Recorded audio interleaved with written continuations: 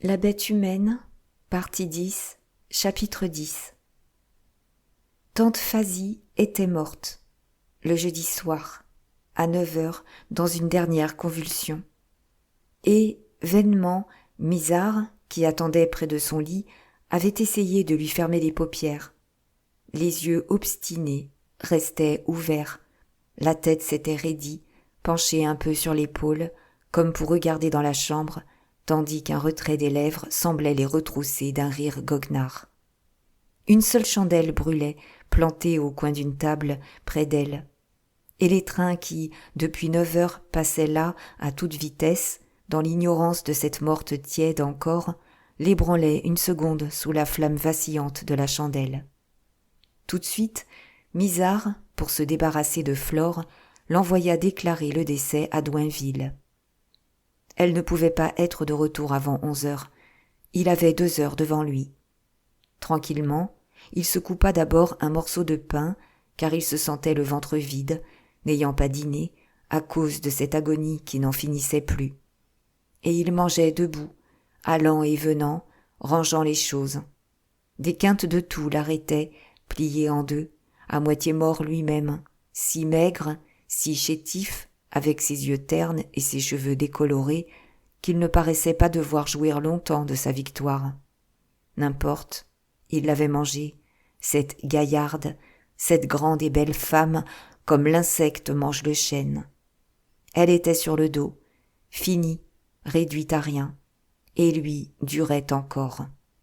Mais une idée le fit s'agenouiller, afin de prendre sous le lit une terrine où se trouvait un reste d'eau de son préparé pour un lavement. Depuis qu'elle se doutait du coup, ce n'était plus dans le sel, c'était dans ses lavements qu'il mettait de la mort au rat. Et, trop bête, ne se méfiant pas de ce côté-là, elle l'avait avalé tout de même, pour de bon, cette fois-ci. Dès qu'il eut vidé la terrine dehors, il rentra, lava avec une éponge le carreau de la chambre, souillé de taches. Aussi, pourquoi s'était-elle obstinée? Elle avait voulu faire la maligne, tant pis. Lorsque, dans un ménage, on joue à qui enterrera l'autre, sans mettre le monde dans la dispute, on ouvre l'œil. Il en était fier. Il en ricanait comme d'une bonne histoire, de la drogue avalée si innocemment par en bas, quand elle surveillait avec tant de soin tout ce qui entrait par en haut. À ce moment, un express qui passa enveloppa la maison basse d'un tel souffle de tempête que, malgré l'habitude, il se tourna vers la fenêtre, en tressaillant. Ah oui, ce continuel flot, ce monde venu de partout, qui ne savait rien de ce qui l'écrasait en route, qui s'en moquait, tant il était pressé d'aller au diable. Et, derrière le train, dans le lourd silence, il rencontra les yeux grands ouverts de la morte, dont les prunelles fixes semblaient suivre chacun de ses mouvements, pendant que le coin retroussé des lèvres riait. Misare, si flegmatique, fut pris d'un petit mouvement de colère. Il entendait bien. Elle lui disait « Cherche, cherche !» Mais sûrement qu'elle ne les emportait pas avec elle, ces 1000 francs. Et maintenant qu'elle n'y était plus, il finirait par les trouver. Est-ce qu'elle n'aurait pas dû les donner de bon cœur? Ça aurait évité tous ses ennuis. Les yeux partout le suivaient. Cherche, cherche. Cette chambre où il n'avait point osé fouiller, tant qu'elle y avait vécu, il la parcourait du regard. Dans l'armoire d'abord, il prit les clés sous le traversin, bouleversa les planches chargées de linge, vida les 2 tiroirs, les enleva même, pour voir s'il n'y avait pas de cachette. Non, rien. Ensuite, il songea à la table de nuit. Il en décolla le marbre, le retourna, inutilement. Derrière la glace de la cheminée, une mince glace de foire, fixée par 2 clous, il pratiqua aussi un sondage, glissa une règle plate, ne retira qu'un floconnement, noir de poussière. Cherche, cherche. Alors, pour échapper aux yeux grands ouverts qu'il sentait sur lui, il se mit à 4 pattes, tapant le carreau à légers coups de poing, écoutant si quelque résonance ne lui révélerait pas un vide. Plusieurs carreaux étaient descellés, il les arracha. Rien, Toujours rien. Lorsqu'il fut debout de nouveau, les yeux le reprirent. Il se tourna, voulut planter son regard dans le regard fixe de la morte, tandis que, du coin de ses lèvres retroussées, elle accentuait son terrible rire. Il n'en doutait plus, elle se moquait de lui. « Cherche, cherche !» La fièvre le gagnait. Il s'approcha d'elle, envahi d'un soupçon, d'une idée sacrilège qui pâlissait encore sa face blême. Pourquoi avait-il cru que, sûrement, elle ne les emportait pas, ces 1000 francs? Peut-être bien tout de même qu'elle les emportait. Et il osa la découvrir, la dévêtir. Il la visita, chercha à tous les plis de ses membres, puisqu'elle lui disait de chercher. Sous elle, derrière sa nuque, derrière ses reins, il chercha. Le lit fut bouleversé. Il enfonça son bras jusqu'à l'épaule dans la paillasse. Il ne trouva rien. Cherche, cherche. Et la tête, retombée sur l'oreiller en désordre, le regardait toujours de ses prunelles goguenardes. Comme Misard, furieux et tremblant, tâchait d'arranger le lit, Flore rentra, de retour de Doinville. « Ce sera pour après-demain, samedi, 11h, dit-elle. Elle parlait de l'enterrement, mais, d'un coup d'œil, elle avait compris à quelle besogne Misard s'était essoufflé pendant son absence. Elle eut un geste d'indifférence dédaigneuse. « Laissez donc, vous ne les trouverez pas. » Il s'imagina qu'elle aussi le bravait, et, s'avançant, les dents serrées, « Elle te les a donnés, tu sais où ils sont. » L'idée que sa mère avait pu donner ces 1000 francs à quelqu'un, même à elle, sa fille, lui fit hausser les épaules. « Ah, witch, donnez. Donnez à la terre, oui. Tenez, ils sont par là, vous pouvez chercher. » Et, d'un geste large, elle indiqua la maison entière, le jardin avec son puits, la ligne ferrée, toute la vaste campagne. « Oui, par là, au fond d'un trou, quelque part où jamais plus personne ne les découvrirait. » Puis, pendant que, hors de lui, anxieux, il se remettait à bousculer les meubles, à taper dans les murs, sans se gêner devant elle, la jeune fille, debout près de la fenêtre, continua à demi-voix. « Oh, il fait doux dehors. La belle nuit. J'ai marché vite. Les étoiles éclairent comme en plein jour. Demain, quel beau temps au lever du soleil. » Un instant, Flore resta devant la fenêtre, les yeux dans cette campagne sereine, attendrie par les premières tiédeurs d'avril, et dont elle revenait songeuse, souffrant davantage de la plaie avivée de son tourment. Mais, lorsqu'elle entendit Misard quitter la chambre et s'acharner dans les pièces voisines, elle s'approcha du lit à son tour. Elle s'assit, les regards sur sa mère. Au coin de la table, la chandelle brûlait toujours, d'une flamme haute et immobile. Un train passa qui secoua la maison. La résolution de Flore était de rester la nuit là, et elle réfléchissait. D'abord, la vue de la morte l'attira de son idée fixe, de la chose qui la hantait, qu'elle avait débattue sous les étoiles dans la paix des ténèbres, tout le long de la route de Doinville. Une surprise, maintenant, endormait sa souffrance. Pourquoi n'avait-elle pas eu plus de chagrin à la mort de sa mère? Et pourquoi, à cette heure encore, ne pleurait-elle pas? Elle l'aimait pourtant bien, malgré sa sauvagerie de grande fille muette, s'échappant sans cesse, battant les champs, dès qu'elle n'était pas de service. 20 fois, pendant la dernière crise qui devait la tuer, elle était venue s'asseoir là pour la supplier de faire appeler un médecin, car elle se doutait du coup de Misard, elle espérait que la peur l'arrêterait. Mais elle n'avait jamais obtenu de la malade qu'un non furieux, comme si cette dernière eût mis l'orgueil de la lutte à n'accepter de secours de personne, certaine quand même de la victoire, puisqu'elle emporterait l'argent. Et alors, elle n'intervenait point, reprise elle-même de son mal, disparaissant, galopant pour oublier. C'était cela, certainement, qui lui barrait le cœur. Lorsqu'on a un trop gros chagrin, il n'y a plus de place pour un autre. Sa mère était partie. Elle la voyait là, détruite, si pâle, sans pouvoir être plus triste, en dépit de son effort. Appeler les gendarmes, dénoncer Misard, à quoi bon, puisque tout allait crouler. Et, peu à peu, invinciblement, bien que son regard restât fixé sur la morte, elle cessa de l'apercevoir. Elle retourna à sa vision intérieure, reconquise tout entière par l'idée qui lui avait planté son clou dans le crâne, n'ayant plus que la sensation de la secousse profonde des trains dont le passage, pour elle, sonnait les heures.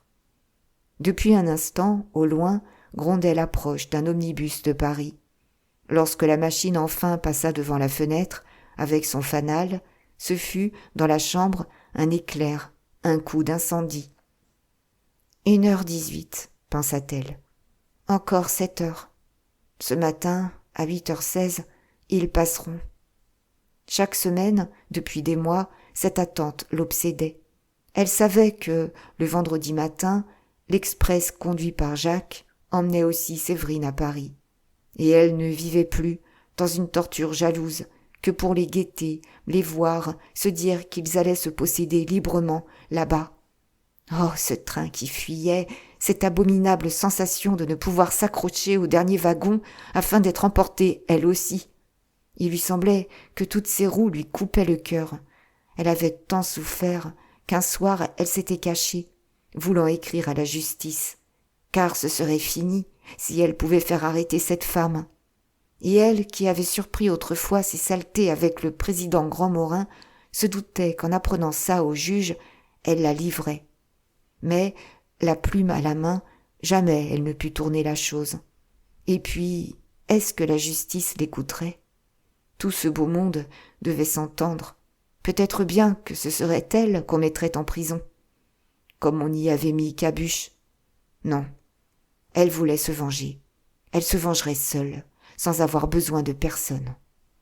Ce n'était même pas une pensée de vengeance, ainsi qu'elle en entendait parler, la pensée de faire du mal pour se guérir du sien. C'était un besoin d'en finir, de culbuter tout, comme si le tonnerre les eût balayés. Elle était très fière, plus forte et plus belle que l'autre, convaincue de son bon droit à être aimée. Et quand elle s'en allait solitaire, par les sentiers de ce pays de loups, avec son lourd casque de cheveux blonds, toujours nus, elle aurait voulu la tenir, l'autre, pour vider leur querelle au coin d'un bois, comme deux guerrières ennemies. Jamais, encore, un homme ne l'avait touchée. Elle battait les mâles. Et c'était sa force invincible. Elle serait victorieuse. La semaine d'auparavant, l'idée brusque s'était plantée, enfoncée en elle, comme sous un coup de marteau venu elle ne savait d'où. Les tuer, pour qu'ils ne passent plus, qu'ils n'aillent plus là-bas ensemble. Elle ne raisonnait pas, elle obéissait à l'instinct sauvage de détruire. Quand une épine restait dans sa chair, elle l'en arrachait. Elle aurait coupé le doigt. Les tuer la première fois qu'ils passeraient. Et, pour cela, culbuter le train, traîner une poutre sur la voie, arracher un rail, enfin, tout casser, tout engloutir. Lui, certainement, sur sa machine, y resterait, les membres aplatis. La femme, toujours dans la première voiture, pour être plus près, n'en pouvait réchapper.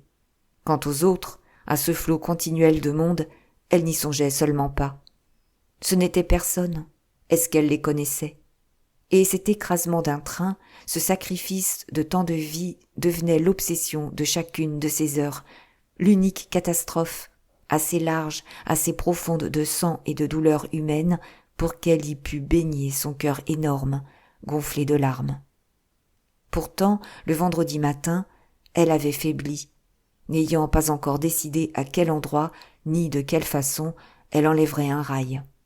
Mais, le soir, n'étant plus de service, elle eut une idée. Elle s'en alla, par le tunnel, rôder jusqu'à la bifurcation de Dieppe. C'était une de ces promenades, ce souterrain long d'une grande demi-lieue, cette avenue voûtée, toute droite, où elle avait l'émotion des trains roulant sur elle, avec leur fanal aveuglant. Chaque fois, elle manquait de s'y faire broyer, et ce devait être ce péril qui l'y attirait, dans un besoin de bravade.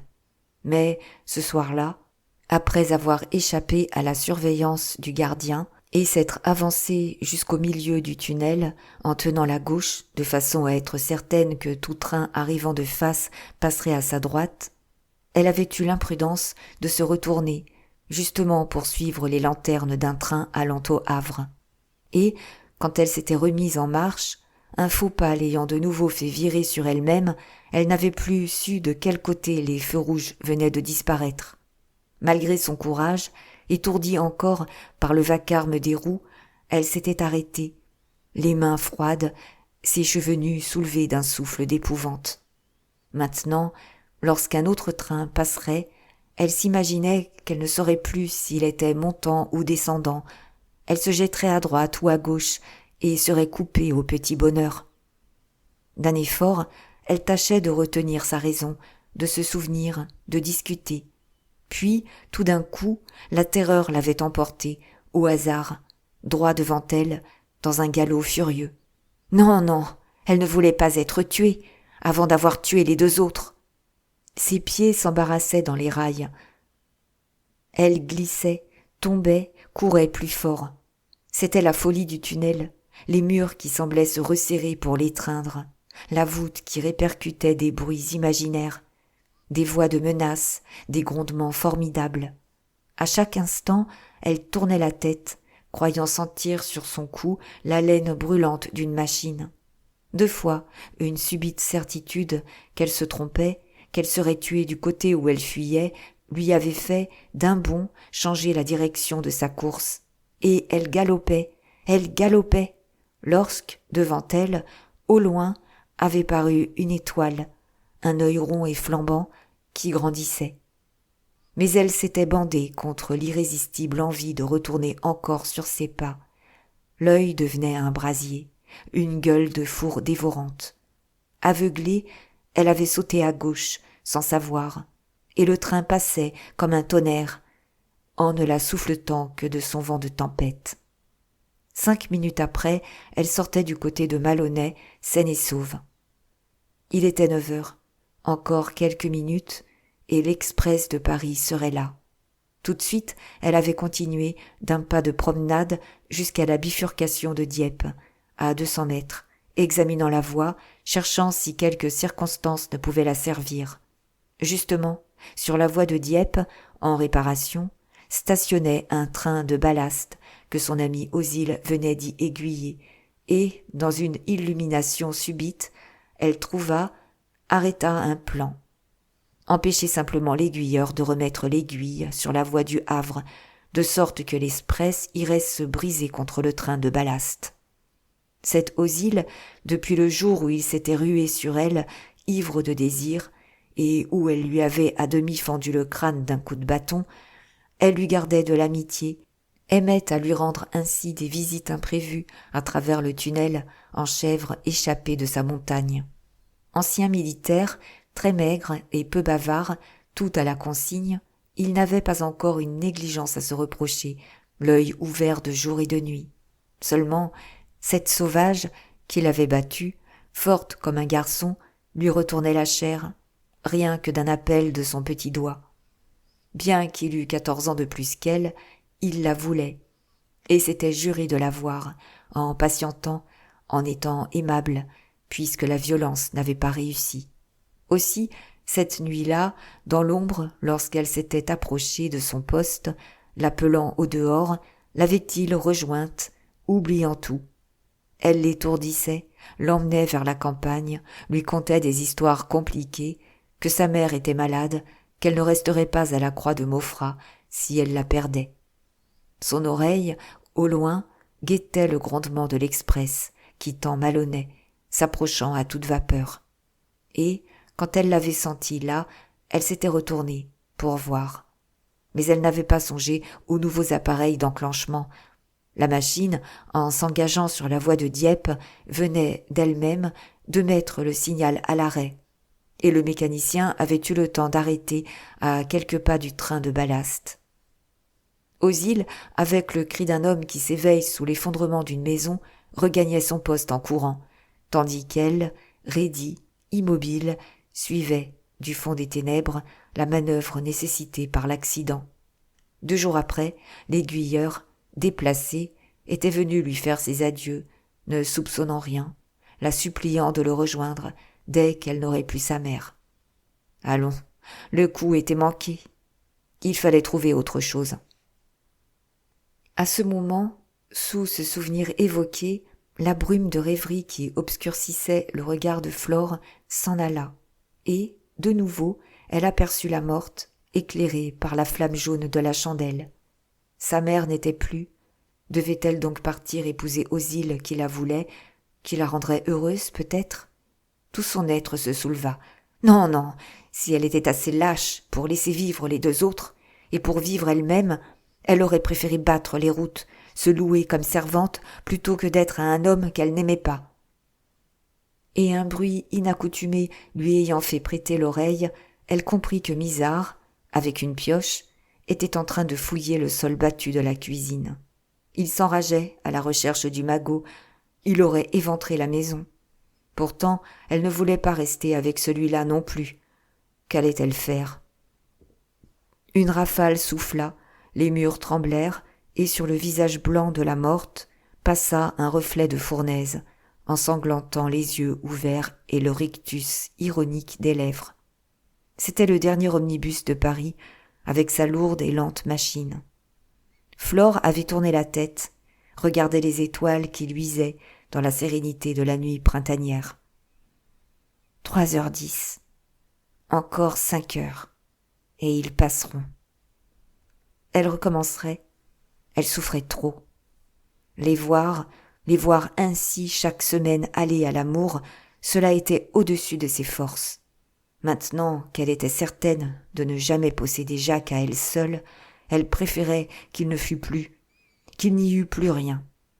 Et cette lugubre chambre où elle veillait l'enveloppait de deuil sous un besoin grandissant de l'anéantissement de tout, puisqu'il ne restait personne qui l'aimât. Les autres pouvaient bien partir avec sa mère.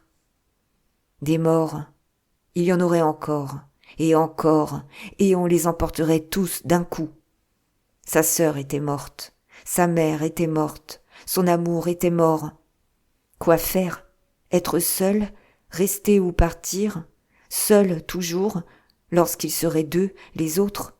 Non, non, que tout croulât plutôt, que la mort, qui était là, dans cette chambre fumeuse, souffla sur la voie et balaya le monde. Alors, décidée après ce long débat, elle discuta le meilleur moyen de mettre son projet à exécution. Et elle en revint à l'idée d'enlever un rail. C'était le moyen le plus sûr, le plus pratique, d'une exécution facile. Rien qu'à chasser les coussinets avec un marteau, puis à faire sauter le rail des traverses. Elle avait les outils, personne ne la verrait, dans ce pays désert. Le bon endroit à choisir était certainement après la tranchée, en allant vers Barentin, la courbe qui traversait un vallon, sur un remblai de 7 ou 8 mètres. Là, le déraillement devenait certain, la culbute serait effroyable. Mais le calcul des heures qui l'occupa ensuite la laissa anxieuse. Sur la voie montante, avant l'express du Havre, qui passait à 8h16, il n'y avait qu'un train omnibus à 7h55. Cela lui donnait donc 20 minutes pour faire le travail, ce qui suffisait. Seulement, entre les trains réglementaires, on lançait souvent des trains de marchandises imprévus, surtout aux époques des grands arrivages. Et quel risque inutile alors? Comment savoir à l'avance si ce serait bien l'express qui viendrait se briser là? Longtemps, elle roula les probabilités dans sa tête. Il faisait nuit encore, une chandelle brûlait toujours, noyée de suif, avec une haute mèche charbonnée qu'elle ne mouchait plus. Comme justement un train de marchandises arrivait, venant de Rouen, Misard rentra. Il avait les mains pleines de terre, ayant fouillé le bûcher. Et il était haletant, éperdu de ses recherches vaines, si enfiévré d'impuissante rage qu'il se remit à chercher sous les meubles, dans la cheminée, partout. Le train interminable n'en finissait pas, avec le fracas régulier de ses grosses roues, dont chaque secousse agitait la morte dans son lit. Et lui, en allongeant le bras pour décrocher un petit tableau pendu au mur, rencontra encore les yeux ouverts qui le suivaient, tandis que les lèvres remuaient avec leur rire. Il devint blême, il grelotta, bégayant dans une colère épouvantée. « Oui, oui, cherche, cherche. Va, je les trouverai, nom de Dieu. Quand je devrais retourner chaque pierre de la maison et chaque motte de terre du pays. » Le train noir était passé, d'une lenteur écrasante dans les ténèbres, et la morte, redevenue immobile, regardait toujours son mari, si railleuse, si certaine de vaincre, qu'il disparut de nouveau en laissant la porte ouverte. Flore, distraite dans ses réflexions, s'était levée. Elle referma la porte pour que cet homme ne revînt pas déranger sa mère, et elle s'étonna de s'entendre dire tout haut « 10 minutes auparavant, ce sera bien ». En effet, elle aurait le temps en 10 minutes. Si 10 minutes avant l'express, aucun train n'était signalé, elle pouvait se mettre à la besogne. Dès lors, la chose étant réglée, certaine, son anxiété tomba, elle fut très calme. Vers 5 heures, le jour se leva, une aube fraîche, d'une limpidité pure. Malgré le petit froid vif, elle ouvrit la fenêtre toute grande et la délicieuse matinée entra dans la chambre lugubre, pleine d'une fumée et d'une odeur de mort.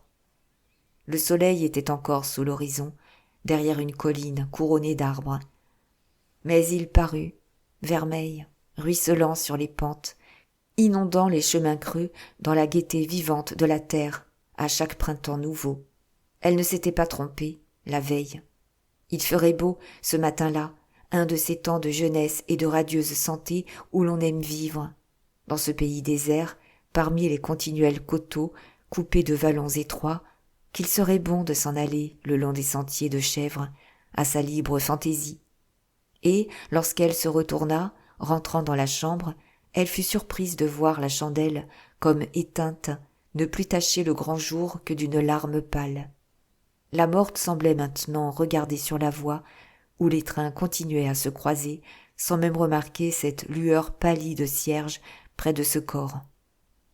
Au jour seulement, Flore reprenait son service, et elle ne quitta la chambre que pour l'omnibus de Paris à 6h12. Misard, lui aussi, à 6h, venait de remplacer son collègue, le stationnaire de nuit. Ce fut à son appel de trompe qu'elle vint se planter devant la barrière, le drapeau à la main. Un instant, elle suivit le train des yeux. « Encore 2 heures », pensa-t-elle tout haut. Sa mère n'avait plus besoin de personne. Désormais, elle éprouvait une invincible répugnance à rentrer dans la chambre. C'était fini. Elle l'avait embrassé, elle pouvait disposer de son existence et de celle des autres. D'habitude, entre les trains, elle s'échappait, disparaissait. Mais, ce matin-là, un intérêt semblait la tenir à son poste, près de la barrière, sur un banc, une simple planche qui se trouvait au bord de la voie. Le soleil montait à l'horizon, une tiède averse d'or tombait dans l'air pur, et elle ne remuait pas, baignée de cette douceur, au milieu de la vaste campagne, toute frissonnante de la sève d'avril. Un moment, elle s'était intéressée à Misard, dans sa cabane de planches, à l'autre bord de la ligne, visiblement agité, hors de sa somnolence habituelle. Il sortait, rentrait, manœuvrait ses appareils d'une main nerveuse, avec de continuels coups d'œil vers la maison, comme si son esprit y fût demeuré, à chercher toujours. Puis, elle l'avait oublié, ne le sachant même plus là. Elle était tout à l'attente, absorbée, la face muette et rigide, les yeux fixés au bout de la voie, du côté de Barentin. Et, là-bas, dans la gaieté du soleil, devait se lever pour elle une vision où s'acharnait la sauvagerie têtue de son regard. Les minutes s'écoulèrent. Flore ne bougeait pas. Enfin, lorsque, à 7h55, Misard, de 2 sons de trompe, signala l'omnibus du Havre sur la voie montante, elle se leva, ferma la barrière et se planta devant, le drapeau au poing. Déjà, au loin, le train se perdait après avoir secoué le sol. Et on l'entendit s'engouffrer dans le tunnel, où le bruit cessa. Elle n'était pas retournée sur le banc, elle demeurait debout, à compter de nouveau les minutes. Si, dans 10 minutes, aucun train de marchandises n'était signalé, elle courrait là-bas, au-delà de la tranchée, faire sauter un rail. Elle était très calme, la poitrine seulement serrée, comme sous le poids énorme de l'acte. D'ailleurs, à ce dernier moment, la pensée que Jacques et Séverine approchaient, qu'ils passeraient là encore, allant à l'amour, si elle ne les arrêtait pas, suffisait à la raidir, aveugle et sourde, dans sa résolution, sans que le débat même recommençât en elle. C'était l'irrévocable, le coup de patte de la louve qui casse les reins au passage.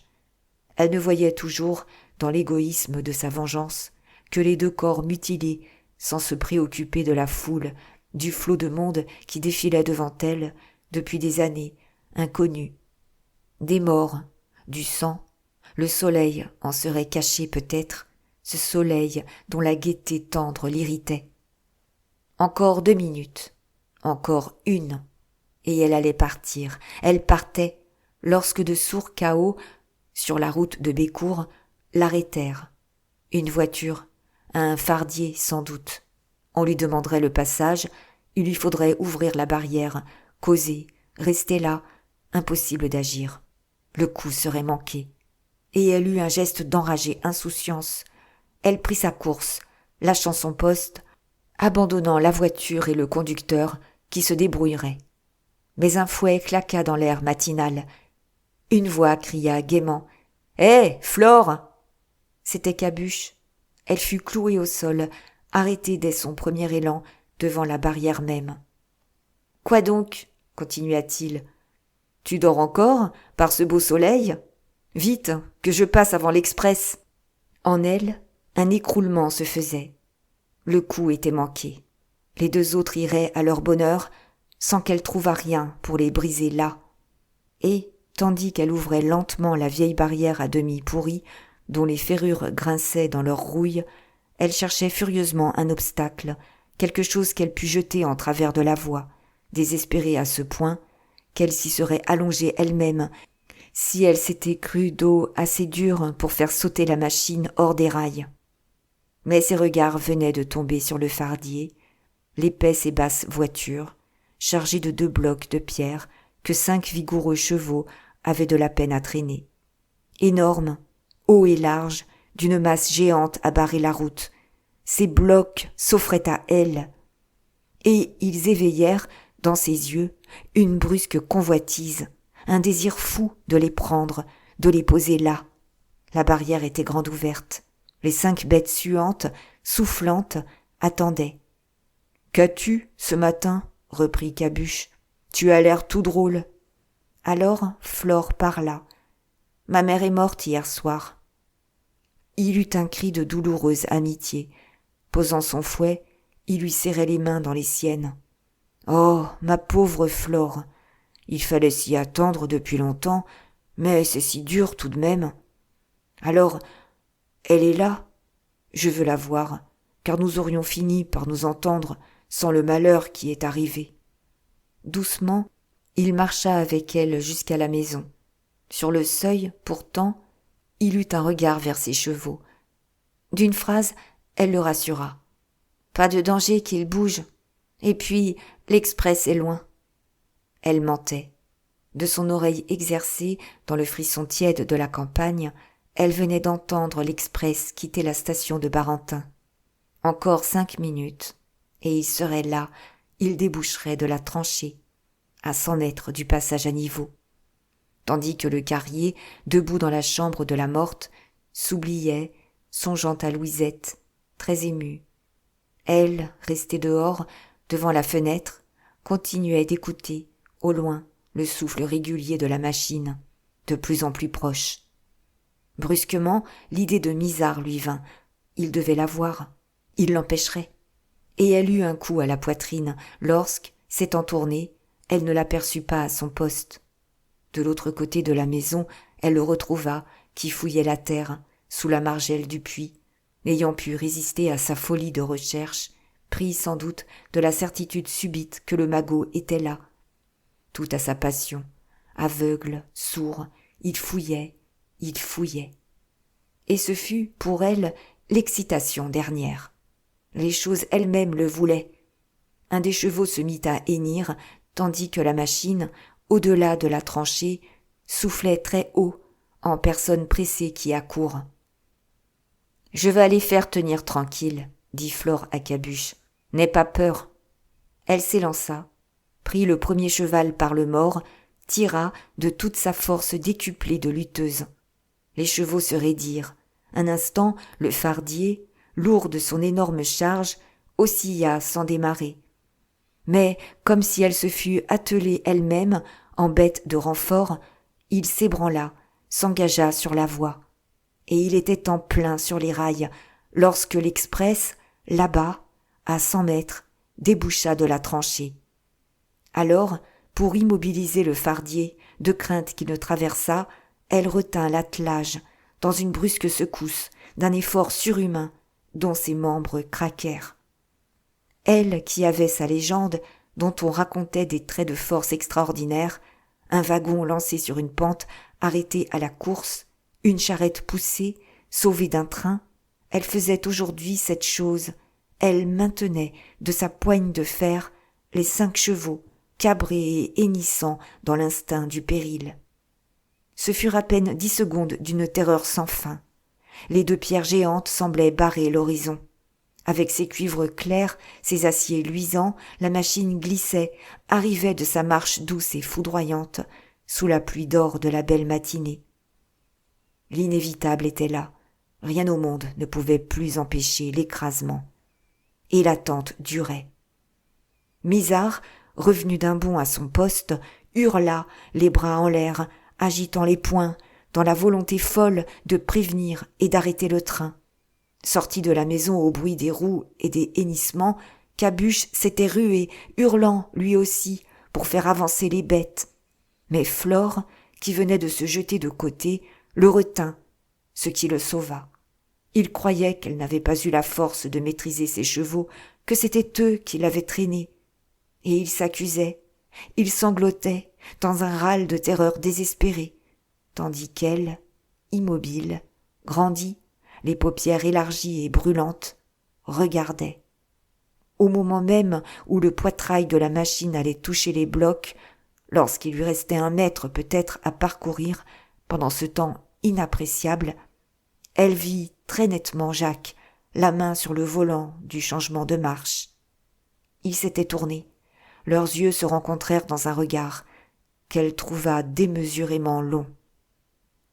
Ce matin-là, Jacques avait souri à Séverine quand elle était descendue sur le quai au Havre pour l'Express, ainsi que chaque semaine. À quoi bon se gâter la vie de cauchemars? Pourquoi ne pas profiter des jours heureux lorsqu'ils s'en présentaient? Tout finirait par s'arranger peut-être. Et il était résolu à goûter au moins la joie de cette journée, faisant des projets, rêvant de déjeuner avec elle au restaurant. Aussi, comme elle lui jetait un coup d'œil désolé parce qu'il n'y avait pas de wagon de première en tête et qu'elle était forcée de se mettre loin de lui, à la queue, avait-il voulu la consoler en lui souriant si gaiement. On arriverait toujours ensemble, on se rattraperait, là-bas, d'avoir été séparés. Même après s'être penché pour la voir monter dans un compartiment, tout au bout, il avait poussé la belle humeur jusqu'à plaisanter le conducteur-chef, Henri d'Auvergne, qu'il savait amoureux d'elle. La semaine précédente, il s'était imaginé que celui-ci s'enhardissait et qu'elle l'encourageait par un besoin de distraction, voulant échapper à l'existence atroce qu'elle s'était faite. Roubaud le disait bien, elle finirait par coucher avec ce jeune homme, sans plaisir, dans l'unique envie de recommencer autre chose. Et Jacques avait demandé à Henri, pour qui donc, la veille, caché derrière un des ormes de la cour du départ, il envoyait des baisers en l'air, ce qui avait fait éclater d'un gros rire péqueux, en train de charger le foyer de la Lison, fumante, prête à partir. Du Havre à Barentin, l'express avait marché à sa vitesse réglementaire, sans incident, et ce fut Henri qui, le premier, du haut de sa cabine de vigie, au sortir de la tranchée, signala le fardier en travers de la voie. Le fourgon de tête se trouvait bondé de bagages, car le train, très chargé, amenait tout un arrivage de voyageurs débarqués la veille d'un paquebot. À l'étroit, au milieu de cet entassement de malles et de valises que faisait danser la trépidation, Le conducteur-chef était debout à son bureau, classant des feuilles, tandis que la petite bouteille d'encre, accrochée à un clou, se balançait, elle aussi, d'un mouvement continu. Après les stations où il déposait des bagages, il avait pour 4 ou 5 minutes d'écriture. 2 voyageurs étant descendus à Barentin, il venait donc de mettre ses papiers en ordre, lorsque, montant s'asseoir dans sa vigie, il donna, en arrière et en avant, selon son habitude, un coup d'œil sur la voie. Il restait là, assis dans sa guérite vitrée, toutes ses heures libres, en surveillance. Le tendeur lui cachait le mécanicien, mais, grâce à son poste élevé, il voyait souvent plus loin et plus vite que celui-ci. Aussi, le train tournait-il encore dans la tranchée qu'il aperçut, là-bas, l'obstacle. Sa surprise fut telle qu'il douta un instant, effaré, paralysé. Il y eut quelques secondes perdues. Le train filait déjà hors de la tranchée et un grand cri montait de la machine lorsqu'il se décida à tirer la corde de la cloche d'alarme dont le bout pendait devant lui. Jacques, à ce moment suprême, la main sur le volant du changement de marche, regardait sans voir, dans une minute d'absence. Il songeait à des choses confuses et lointaines, d'où l'image de Séverine elle-même s'était évanouie. Le branle fou de la cloche, le hurlement de Péqueux derrière lui le réveillèrent. Péqueux, qui avait haussé la tige du cendrier, mécontent du tirage, venait de voir, en se penchant pour s'assurer de la vitesse. Et Jacques, d'une pâleur de mort, vit tout, comprit tout. Le fardier en travers, la machine lancée, l'épouvantable choc, tout cela avec une netteté si aiguë qu'il distingua jusqu'au grain des 2 pierres, tandis qu'il avait déjà dans les os la secousse de l'écrasement. C'était l'inévitable. Violemment, il avait tourné le volant du changement de marche, fermé le régulateur, serré le frein. Il faisait machine arrière. Il s'était pendu d'une main inconsciente au bouton du sifflet dans la volonté impuissante et furieuse d'avertir, d'écarter la barricade géante là-bas. Mais, au milieu de cet affreux sifflement de détresse qui déchirait l'air, la lison n'obéissait pas, allait quand même, à peine ralentie. Elle n'était plus la docile d'autrefois, depuis qu'elle avait perdu dans la neige sa bonne vaporisation. Son démarrage si aisé, devenue quinteuse et revêche maintenant, en femme vieillie, dont un coup de froid a détruit la poitrine. Elle soufflait, se cabrait sous le frein, allait toujours dans l'entêtement alourdi de sa masse. Péqueux, fou de peur, sauta. Jacques, raidi à son poste, la main droite crispée sur le changement de marche, l'autre resté au sifflet sans qu'il le sût, attendait. Et la lison, fumante, soufflante, dans ce rugissement aigu qui ne cessait pas, vint taper contre le fardier, du poids énorme des 13 wagons qu'elle traînait. Alors, à 20 mètres d'eux, du bord de la voie où l'épouvante les clouait, Misard et Cabuche, les bras en l'air, Flore les yeux béants, virent cette chose effrayante. Le train se dressait debout, 7 wagons montés les uns sur les autres, puis retomber avec un abominable craquement, en une débâcle informe de débris. Les 3 premiers étaient réduits en miettes, les 4 autres ne faisaient plus qu'une montagne, un enchevêtrement de toitures défoncées, de roues brisées, de portières, de chaînes, de tampons au milieu de morceaux de vitres. Et, surtout, l'on avait entendu le broiement de la machine contre les pierres, un écrasement sourd terminé en un cri d'agonie. La lison, éventrée, culbutait à gauche, par-dessus le fardier, tandis que les pierres, fendues, volaient en éclats comme sous un coup de mine, et que des 5 chevaux, 4, roulés, traînés, étaient tués net. La queue du train, 6 wagons encore, intacte, s'était arrêtée, sans même sortir des rails. Mais des cris montèrent, des appels dont les mots se perdaient en hurlements inarticulés de bêtes. « À moi! Au secours! Oh mon Dieu, je meurs! Au secours! Au secours !» On n'entendait plus, on ne voyait plus.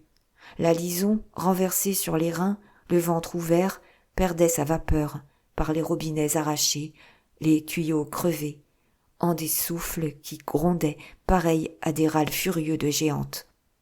Une haleine blanche en sortait, inépuisable, roulant d'épais tourbillons au ras du sol, pendant que, du foyer, les braises tombées, rouges comme le sang même de ses entrailles, ajoutaient leur fumée noire.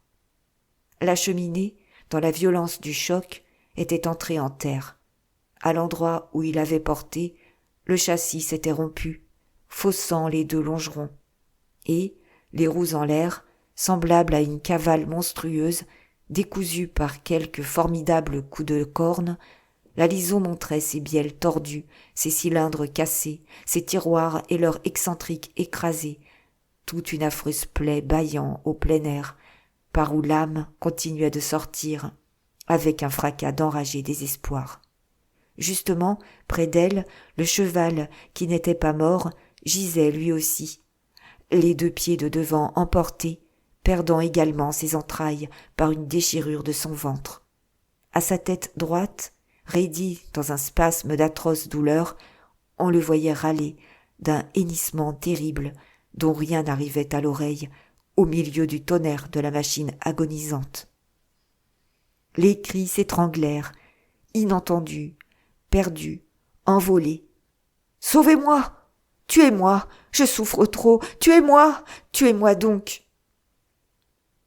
Dans ce tumulte assourdissant, cette fumée aveuglante, les portières des voitures restées intactes venaient de s'ouvrir, et une déroute de voyageurs se ruait au dehors. Ils tombaient sur la voie, se ramassaient, se débattaient à coups de pied, à coups de poing. Puis, dès qu'ils sentaient la terre solide, la campagne libre devant eux, ils s'enfuyaient au galop, sautaient la haie vive, coupaient à travers champs, cédant à l'unique instinct d'être loin du danger, loin, très loin. Des femmes, des hommes, hurlant, se perdirent au fond des bois. Piétinée, ses cheveux défaits et sa robe en loques, Séverine avait fini par se dégager. Et elle ne fuyait pas, elle galopait vers la machine grondante, lorsqu'elle se trouva en face de Péqueux. « Jacques, Jacques, il est sauvé, n'est-ce pas ?» Le chauffeur, qui, par un miracle, ne s'était pas même foulé un membre, accourait lui aussi, le cœur serré d'un remords à l'idée que son mécanicien se trouvait là-dessous. On avait tant voyagé, tant peiné ensemble, sous la continuelle fatigue des grands vents, et leur machine, leur pauvre machine, la bonne amie si aimée de leur ménage à trois, qui était là, sur le dos, à rendre tout le souffle de sa poitrine par ses poumons crevés. « J'ai sauté, bégaya-t-il. Je ne sais rien, rien du tout. Courons, courons vite. » Sur le quai, ils se heurtèrent contre Flore, qui les regardait venir. Elle n'avait pas bougé encore, dans la stupeur de l'acte accompli, de ce massacre qu'elle avait fait. C'était fini, c'était bien. Et il n'y avait en elle que le soulagement d'un besoin, sans une pitié pour le mal des autres, qu'elle ne voyait même pas. Mais, lorsqu'elle reconnut Séverine, ses yeux s'agrandirent démesurément, une ombre d'affreuse souffrance noircit son visage pâle. Et quoi? Elle vivait, cette femme, lorsque lui, certainement, était mort? Dans cette douleur aiguë de son amour assassiné, ce coup de couteau qu'elle s'était donné en plein cœur, elle eut la brusque conscience de l'abomination de son crime. Elle avait fait ça, elle l'avait tué, elle avait tué tout ce monde. Un grand cri déchira sa gorge, elle tordait ses bras, elle courait follement. « Jacques! Oh, Jacques! Il est là! Il a été lancé en arrière! Je l'ai vu! Jacques! Jacques !» La lison râlait moins haut, d'une plainte rauque qui s'affaiblissait, et dans laquelle, maintenant, on entendait croître, de plus en plus déchirante, la clameur des blessés. Seulement, la fumée restait épaisse. L'énorme tas de débris d'où sortaient ces voix de torture et de terreur semblait enveloppé d'une poussière noire, immobile dans le soleil. Que faire? Par où commencer? Comment arriver jusqu'à ces malheureux? « Jacques !» criait toujours Flore. « Je vous dis qu'il m'a regardé et qu'il a été jeté par là, sous le tendeur. Accourez donc! Aidez-moi donc !» Déjà, Cabuche et Misard venaient de relever Henri, le conducteur-chef, qui, à la dernière seconde, avait sauté lui aussi. Il s'était démis le pied. Ils l'assirent par terre contre la haie, d'où, hébété, muet, il regarda le sauvetage sans paraître souffrir. « Cabuche, viens donc m'aider, je te dis que Jacques est là-dessous !» Le carrier n'entendait pas, courait à d'autres blessés, emportait une jeune femme dont les jambes pendaient, cassées aux cuisses. Et ce fut Séverine qui se précipita à l'appel de Flore. « Jacques, Jacques, où donc? Je vous aiderai. »« C'est ça, aidez-moi, vous !» Leurs mains se rencontrèrent. Elles tiraient ensemble sur une roue brisée. Mais les doigts délicats de l'une n'arrivaient à rien, tandis que l'autre, avec sa forte poigne, abattait les obstacles. « Attention !» dit Péqueux, qui se mettait, lui aussi, à la besogne. D'un mouvement brusque, il avait arrêté Séverine, au moment où elle allait marcher sur un bras, coupé à l'épaule, encore vêtue d'une manche de drap bleu. Elle eut un recul d'horreur. Pourtant, elle ne reconnaissait pas la manche. C'était un bras inconnu, roulé là, d'un corps qu'on retrouverait autre part, sans doute. Et elle en resta si tremblante qu'elle en fut comme paralysée, pleurante et debout, à regarder travailler les autres, incapable seulement d'enlever les éclats de vitre où les mains se coupaient. Alors, le sauvetage des mourants, la recherche des morts furent pleins d'angoisse et de danger, car le feu de la machine s'était communiqué à des pièces de bois, et il fallut, pour éteindre ce commencement d'incendie, jeter de la terre à la pelle. Pendant qu'on courait à Barentin demander du secours, et qu'une dépêche partait pour Rouen, le déblaiement s'organisait le plus activement possible. Tous les bras s'y mettaient, d'un grand courage. Beaucoup des fuyards étaient revenus, honteux de leur panique. Mais on avançait avec d'infinies précautions. Chaque débris à enlever demandait des soins, car on craignait d'achever les malheureux ensevelis s'il se produisait des éboulements. Des blessés émergeaient du tas, engagés jusqu'à la poitrine, serrés là comme dans un étau et hurlant. On travailla un quart d'heure à en délivrer un, qui ne se plaignait pas, d'une pâleur de linge, disant qu'il n'avait rien, qu'il ne souffrait de rien. Et, quand on l'eut sorti, il n'avait plus de jambes. Il expira tout de suite, sans avoir su ni senti cette mutilation horrible dans le saisissement de sa peur. Toute une famille fut retirée d'une voiture de seconde, où le feu s'était mis. Le père et la mère étaient blessés au genou, la grand-mère avait un bras cassé. Mais eux non plus ne sentaient pas leur mal, sanglotant, appelant leur petite fille, disparue dans l'écrasement, une blondine de 3 ans à peine, qu'on retrouva sous un lambeau de toiture, saine et sauve, la mine amusée et souriante. Une autre fillette, couverte de sang celle-ci, ses pauvres petites mains broyées, qu'on avait portées à l'écart en attendant de découvrir ses parents, demeurait solitaire et inconnue, si étouffée qu'elle ne disait pas un mot, la face seulement convulsée en un masque d'indicible terreur, dès qu'on l'approchait. On ne pouvait ouvrir les portières dont le choc avait tordu les ferrures. Il fallait descendre dans les compartiments par les glaces brisées. Déjà, 4 cadavres étaient rangés côte à côte, au bord de la voie. Une dizaine de blessés, étendus par terre, près des morts, attendaient, sans un médecin pour les panser, sans un secours. Et le déblaiement commençait à peine, on ramassait une nouvelle victime sous chaque décombre, le tas ne semblait pas diminuer, tout ruisselant et palpitant de cette boucherie humaine. « Quand je vous dis que Jacques est là-dessous !» répétait Flore, se soulageant à ce cri obstiné qu'elle jetait sans raison, comme la plainte même de son désespoir.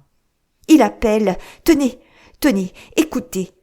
Le tendeur se trouvait engagé sous les wagons, qui, montés les uns par-dessus les autres, s'étaient ensuite écroulés sur lui. Et, en effet, depuis que la machine râlait moins haut, on entendait une grosse voix d'homme rugir au fond de l'éboulement.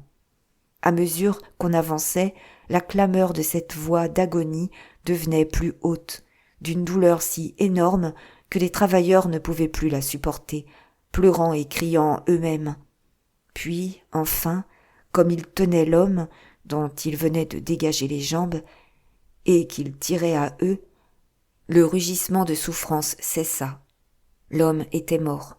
« Non, dit Flore, ce n'est pas lui. C'est plus au fond. Il est là-dessous. » Et, de ses bras de guerrière, elle soulevait des roues, les rejetait au loin, elle tordait le zinc des toitures, brisait des portières, arrachait des bouts de chaîne. Et, dès qu'elle tombait sur un mort ou sur un blessé, elle appelait pour qu'on l'en débarrassât, ne voulant pas lâcher une seconde ses fouilles enragées. Derrière elle, Cabuche, Péqueux, Misard travaillaient, tandis que Séverine, défaillante à rester ainsi debout, sans rien pouvoir faire, venait de s'asseoir sur la banquette défoncée d'un wagon. Mais Misard, repris de son flegme, doux et indifférent, s'évitait les grosses fatigues, aidait surtout à transporter les corps. Et, lui, ainsi que Flore, regardait les cadavres, comme s'ils espéraient les reconnaître au milieu de la cohue des milliers et des milliers de visages qui, en 10 années, avaient défilé devant eux, à toute vapeur, en ne leur laissant que le souvenir confus d'une foule, emportée dans un éclair. Non, ce n'était toujours que le flot inconnu du monde en marche. La mort brutale, accidentelle, restait anonyme, comme la vie pressée, dont le galop passait là, allant à l'avenir. Et il ne pouvait mettre aucun nom, aucun renseignement précis sur les têtes labourées par l'horreur de ces misérables, tombés en route, piétinés, écrasés, pareils à ces soldats dont les corps comblent les trous devant la charge d'une armée montant à l'assaut. Pourtant, Flore crut en retrouver un à qui elle avait parlé, le jour du train perdu dans la neige. Cet Américain, dont elle finissait par connaître familièrement le profil, sans savoir ni son nom, ni rien de lui et des siens.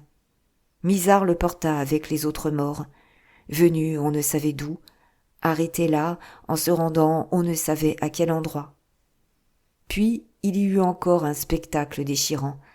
Dans la caisse renversée d'un compartiment de première classe, on venait de découvrir un jeune ménage, des nouveaux mariés sans doute, jetés l'un contre l'autre, si malheureusement que la femme, sous elle, écrasait l'homme, sans qu'elle pût faire un mouvement, pour le soulager. Lui, étouffait, râlait déjà, tandis qu'elle, la bouche libre, suppliait éperdument qu'on se hâtât, épouvantée, le cœur arraché à sentir qu'elle le tuait. Et lorsqu'on les eut délivrés l'un et l'autre, ce fut elle qui, tout d'un coup, rendit l'âme, le flanc troué par un tampon. Et l'homme, revenu à lui, clamait de douleur, agenouillé près d'elle, dont les yeux restaient pleins de larmes. Maintenant, il y avait 12 morts, plus de 30 blessés, mais on arrivait à dégager le tendeur, et Flore, de temps à autre, s'arrêtait, plongeait sa tête parmi les bois éclatés, les fers tordus, fouillant ardemment des yeux pour voir si elle n'apercevait pas le mécanicien. Brusquement, elle jeta un grand cri. « Je le vois, il est là-dessous. Tenez, c'est son bras, avec sa veste de laine bleue. Et il ne bouge pas, il ne souffle pas. » Elle s'était redressée. Elle jura comme un homme. « Mais, nom de Dieu, dépêchez-vous donc, tirez-le donc de là-dessous !» Des deux mains, elle tâchait d'arracher un plancher de voiture que d'autres débris l'empêchaient de tirer à elle. Alors elle courut, elle revint avec la hache qui servait chez les Misards à fendre le bois, et, la brandissant ainsi qu'un bûcheron brandit sa cognée au milieu d'une forêt de chênes, elle attaqua le plancher d'une volée furieuse. On s'était écarté, on la laissait faire, en lui criant de prendre garde. Mais il n'y avait plus d'autres blessés que le mécanicien, à l'abri lui-même sous un enchevêtrement d'essieux et de roues. D'ailleurs, elle n'écoutait pas, soulevée dans un élan, sûre de lui, irrésistible. Elle abattait le bois, chacun de ses coups tranchait un obstacle. Avec ses cheveux blonds envolés, son corsage arraché qui montrait ses bras nus, elle était comme une terrible faucheuse, s'ouvrant une trouée parmi cette destruction qu'elle avait faite. Un dernier coup, qui porta sur un essieu, cassa en deux le fer de la hache, et, aidée des autres, elle écarta les roues qui avaient protégé le jeune homme d'un écrasement certain. Elle fut la première à le saisir, à l'emporter entre ses bras. « Jacques! Jacques! Il respire! Il vit! Ah mon Dieu! Il vit! Je savais bien que je l'avais vu tomber et qu'il était là !» Séverine, éperdue, la suivait. À elles deux, elles le déposèrent au pied de la haie, près d'Henri, qui, stupéfié, regardait toujours, sans avoir l'air de comprendre où il était et ce qu'on faisait autour de lui.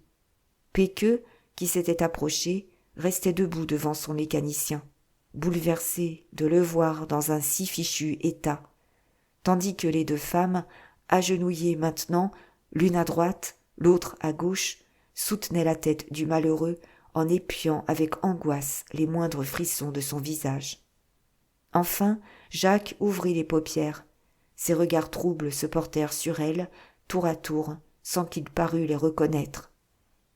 Elle ne lui importait pas, mais ses yeux ayant rencontré, à quelques mètres, la machine qui expirait, s'effarèrent d'abord, puis se fixèrent, vacillant d'une émotion croissante. Elle, la Lison, il la reconnaissait bien, et elle lui rappelait tout, les deux pierres en travers de la voie, l'abominable secousse, ce broiement qu'il avait senti à la fois en elle et en lui, dont lui ressuscitait, tandis qu'elle, sûrement, allait en mourir. Elle n'était point coupable de s'être montrée rétive, car, depuis sa maladie contractée dans la neige, il n'y avait pas de sa faute, si elle était moins alerte, sans compter que l'âge arrive, qui alourdit les membres et durcit les jointures. Aussi lui pardonnait-il volontiers, débordé d'un gros chagrin à l'avoir blessée à mort, en agonie. La pauvre Lison n'en avait plus que pour quelques minutes. Elle se refroidissait, les braises de son foyer tombaient en cendres, le souffle qui s'était échappé si violemment de ses flancs ouverts s'achevait en une petite plainte d'enfant qui pleure. Souillée de terre et de bave, elle, toujours si luisante, vautrée sur le dos, dans une mare noire de charbon, elle avait la fin tragique d'une bête de luxe qu'un accident foudroie en pleine rue. Un instant, on avait pu voir, par ses entrailles crevées, fonctionner ses organes, les pistons battre comme deux cœurs jumeaux, la vapeur circuler dans les tiroirs comme le sang de ses veines. Mais, pareil à des bras convulsifs, les bielles n'avaient plus que des tressaillements, les révoltes dernières de la vie. Et son âme s'en allait avec la force qui la faisait vivante, cette haleine immense dont elle ne parvenait pas à se vider toute. La géante éventrée s'apaisa encore, s'endormit peu à peu d'un sommeil très doux, finit par se taire. Elle était morte, et le tas de fer d'acier et de cuivre qu'elle laissait là, ce colosse broyé, avec son tronc fendu, ses membres épars, ses organes meurtris, mis au plein jour, prenait l'affreuse tristesse d'un cadavre humain, énorme, de tout un monde qui avait vécu et d'où la vie venait d'être arrachée, dans la douleur. Alors, Jacques, ayant compris que la Lison n'était plus, referma les yeux avec le désir de mourir lui aussi, si faible d'ailleurs qu'il croyait être emporté dans le dernier petit souffle de la machine. Et, de ses paupières closes, des larmes lentes coulaient maintenant, inondant ses joues. C'en fut trop pour Péqueux, qui était resté là, immobile, la gorge serrée. Leur bonne amie mourait, et voilà que son mécanicien voulait la suivre.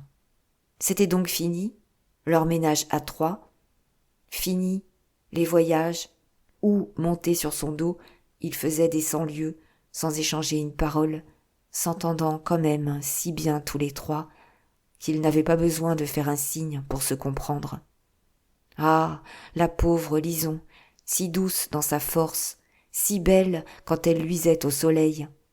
Et Péqueux, qui pourtant n'avait pas bu, éclata en sanglots violents, dont les hoquets secouaient son grand corps sans qu'il pût les retenir. Séverine et Flore, elles aussi, se désespéraient, inquiètes de ce nouvel évanouissement de Jacques. La dernière courut chez elle, revint avec de l'eau-de-vie camphrée, se mit à le frictionner pour faire quelque chose. Mais les deux femmes, dans leur angoisse, étaient exaspérées encore par l'agonie interminable du cheval qui, seul des 5, survivait, les 2 pieds de devant emportés. Il gisait près d'elle. Il avait un hennissement continu, un cri presque humain, si retentissant et d'une si effroyable douleur que 2 des blessés, gagnés par la contagion, s'étaient mis à hurler eux aussi, ainsi que des bêtes. Jamais cri de mort n'avait déchiré l'air avec cette plainte profonde, inoubliable, qui glaçait le sang. La torture devenait atroce. Des voix tremblantes de pitié et de colère s'emportaient, suppliaient qu'on l'achevât, ce misérable cheval qui souffrait tant et dont le râle sans fin, maintenant que la machine était morte, restait comme la lamentation dernière de la catastrophe. Alors, Péqueux, toujours sanglotant, ramassa la hache au fer brisé, puis, d'un seul coup en plein crâne, l'abattit. Et, sur le champ de massacre, le silence tomba. Les secours, enfin, arrivaient, après 2 heures d'attente. Dans le choc de la rencontre, les voitures avaient toutes été lancées sur la gauche, de sorte que le déblaiement de la voie descendante allait pouvoir se faire en quelques heures. Un train de 3 wagons, conduit par une machine pilote, venait d'amener de Rouen le chef de cabinet du préfet, le procureur impérial, des ingénieurs et des médecins de la compagnie, tout un flot de personnages effarés et empressés, tandis que le chef de gare de Barentin, M. Bessières, était déjà là, avec une équipe attaquant les débris. Une agitation, un énervement extraordinaire régnaient dans ce coin de pays perdu, si désert et si muet d'habitude. Les voyageurs sains et saufs gardaient, de la frénésie de leur panique, un besoin fébrile de mouvement. Les uns cherchaient des voitures, terrifiés à l'idée de remonter en wagon. Les autres, voyant qu'on ne trouverait pas même une brouette, s'inquiétaient déjà de savoir où ils mangeraient, où ils coucheraient. Et tous réclamaient un bureau de télégraphe. Plusieurs partaient à pied pour Barentin, emportant des dépêches. Pendant que les autorités, aidées de l'administration, commençaient une enquête, les médecins procédaient en hâte au pansement des blessés. Beaucoup s'étaient évanouis au milieu de mares de sang. D'autres, sous les pinces et les aiguilles, se plaignaient d'une voix faible. Il y avait en somme 15 morts et 32 voyageurs atteints grièvement. En attendant que leur identité pût être établie, les morts étaient restés par terre, rangés le long de la haie, le visage au ciel.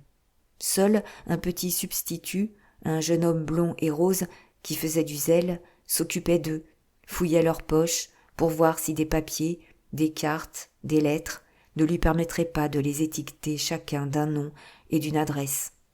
Cependant, autour de lui, un cercle béant se formait. Car, bien qu'il n'y eût pas de maison, à près d'1 lieue à la ronde, des curieux étaient arrivés, on ne savait d'où, une trentaine d'hommes, de femmes, d'enfants, qui gênaient, sans aider à rien.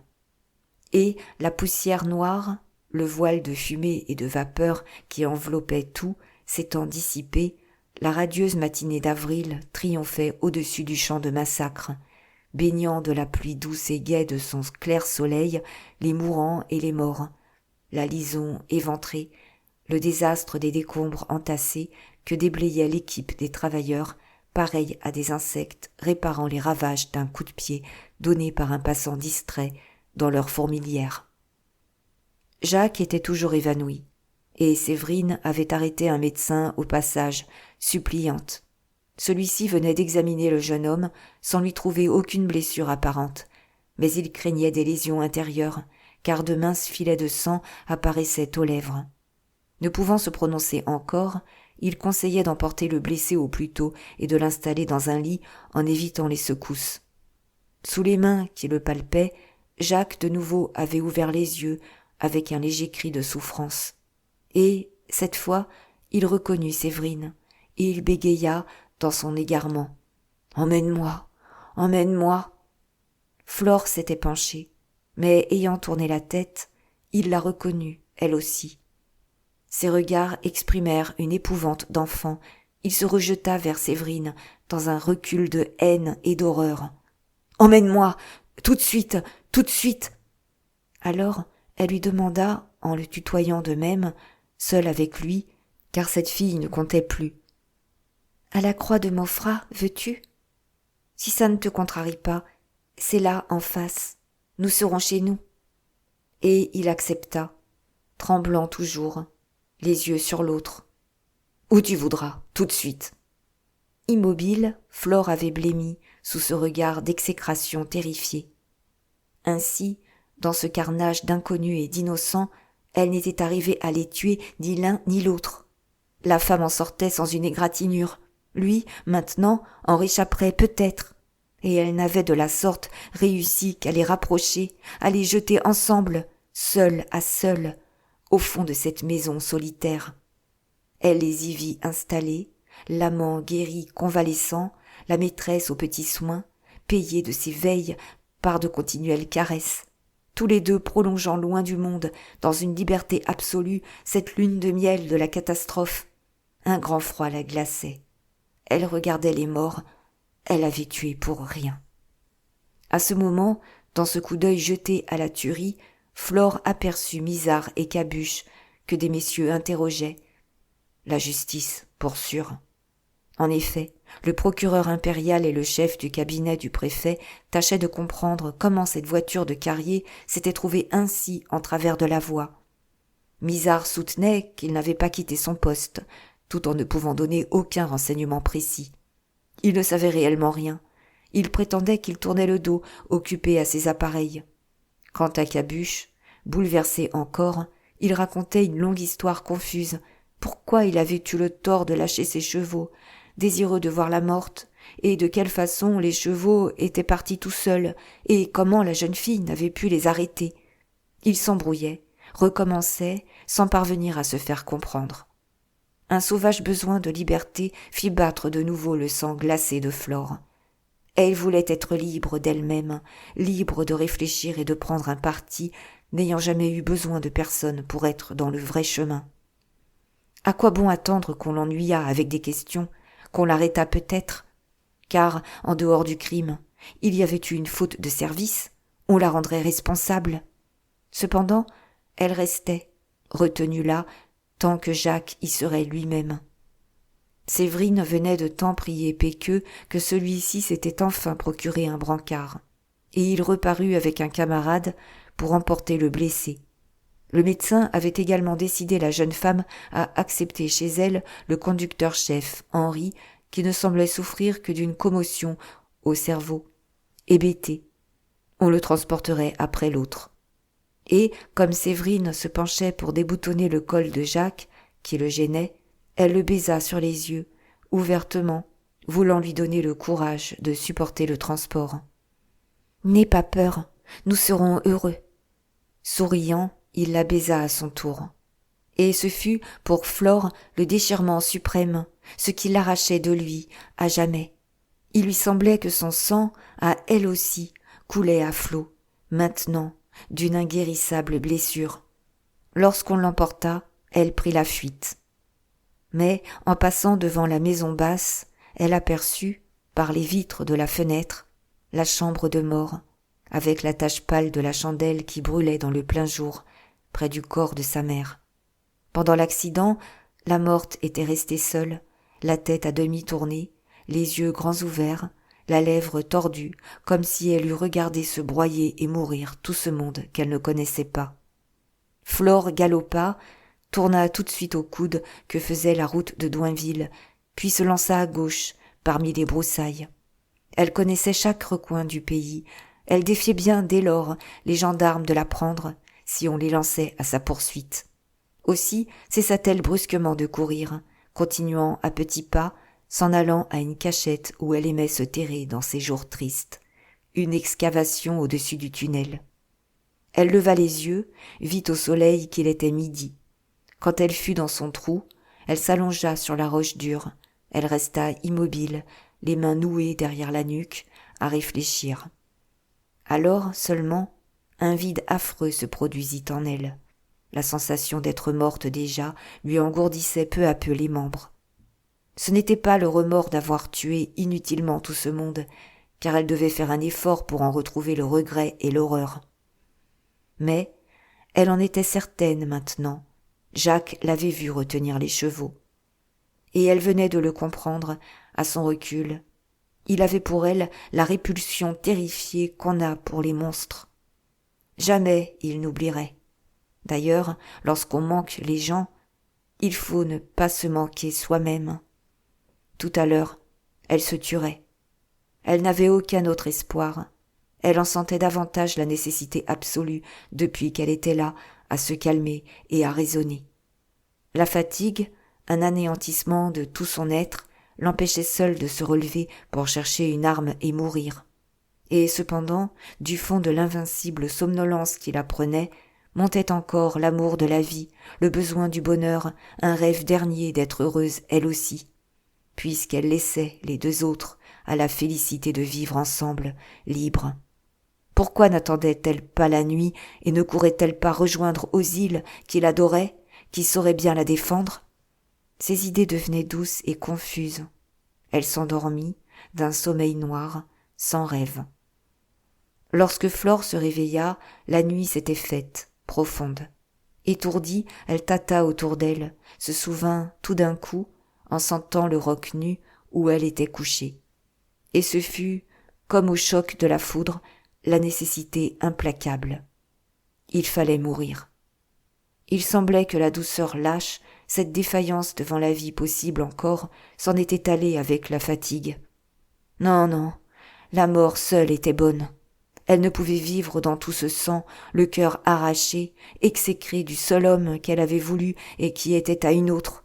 Maintenant qu'elle en avait la force, il fallait mourir. Flore se leva, sortit du trou de roche. Elle n'hésita pas, car elle venait de trouver d'instinct où elle devait aller. D'un nouveau regard au ciel, vers les étoiles, elle sut qu'il était près de 9 heures. Comme elle arrivait à la ligne du chemin de fer, un train passa à grande vitesse sur la voie descendante, ce qui parut lui faire plaisir. Tout irait bien.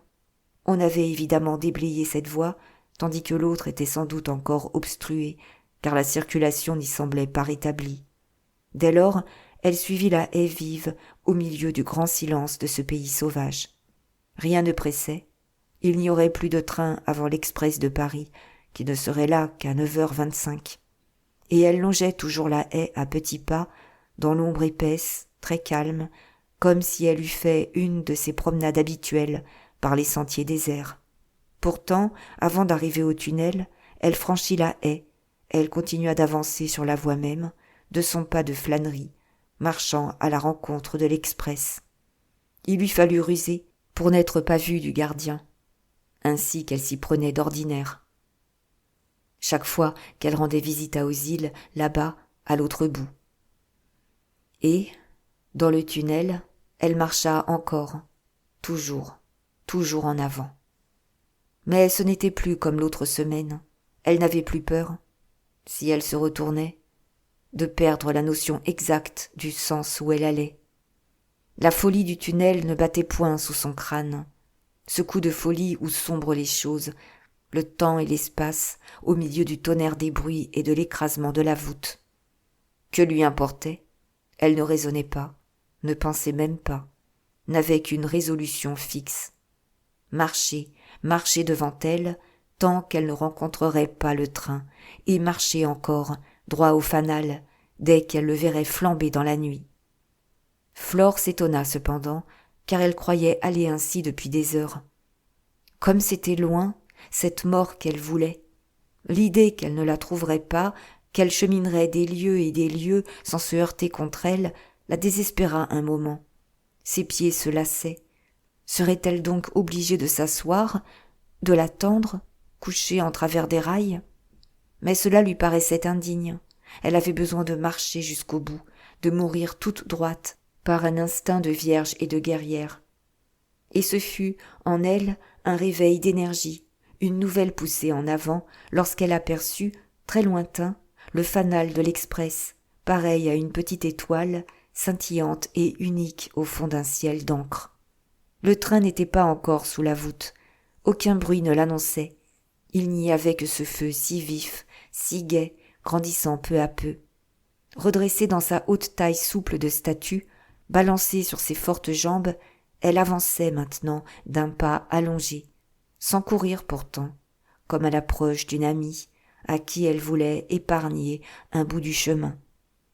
Mais le train venait d'entrer dans le tunnel.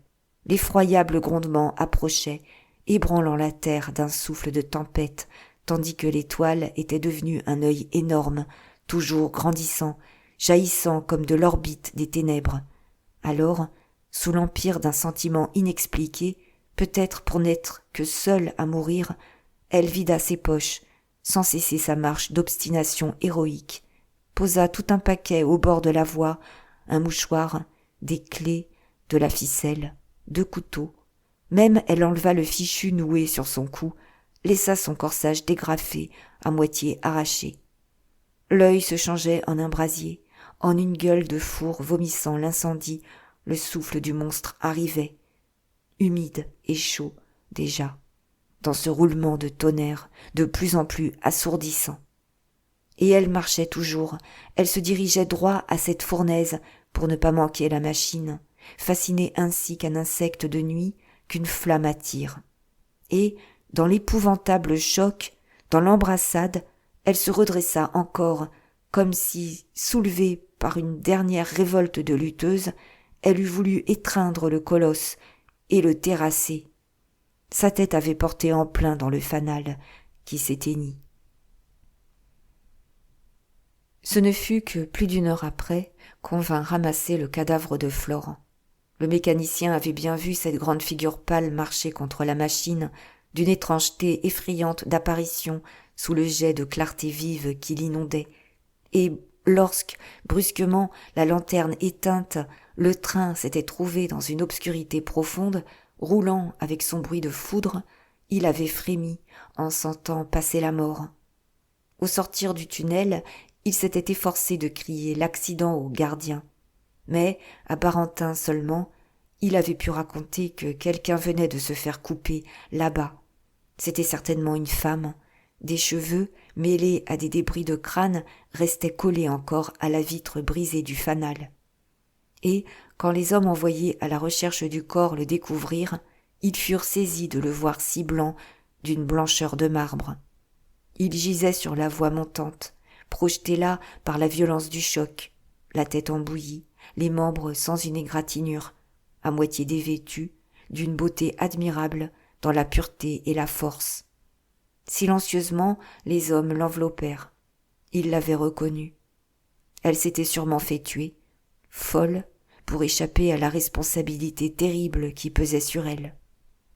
Dès minuit, le cadavre de Flore, dans la petite maison basse, reposa à côté du cadavre de sa mère. On avait mis par terre un matelas et rallumé une chandelle, entre elles deux. Fazi, la tête penchée toujours, avec le rire affreux de sa bouche tordue, semblait maintenant regarder sa fille, de ses grands yeux fixes.